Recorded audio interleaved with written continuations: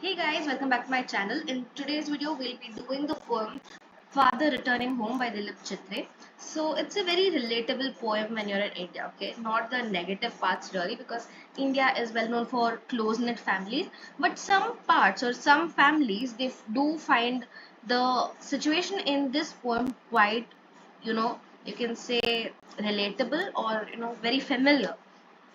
There are reasons for this. We'll discuss that as we go ahead. So first of all, let's see. Dilip Chitra was a celebrated bilingual poet and translator with a remarkable work in Marathi and English. So, of course, we all know bilingual means the one who wrote in two languages. So, he wrote in Marathi and English. His versatile creativity extends to a painting, filmmaking, and his notable contributions as a magazine columnist. So, he has done a variety of things in the creative field. He's done painting, filmmaking, as in, it could be production or direction of a film. His notable contributions as a magazine columnist. Magazine columnist क्या होता है? If you read magazines, business magazine पढ़ा तो उसमें कोई particular topic पे suppose increasing import पे किसी ने एक article लिखा है, right? So that would be a columnist. He received the prestigious Sahitya Akademi Award both for poetry as well as for his well-known translation work. Translation works मतलब अभी suppose कोई किताब है जो बहुत अच्छी है, उसे सपोज किसी ने पर्शियन में लिखा है, उसे हिंदी में या इंग्लिश में जो ट्रांसलेट करता है उसे ट्रांसलेटर कहते हैं. सो किसी एक लैंग्वेज में लिखे गए वर्क्स को दूसरे लैंग्वेज में प्रेजेंट करना is the job of a translator.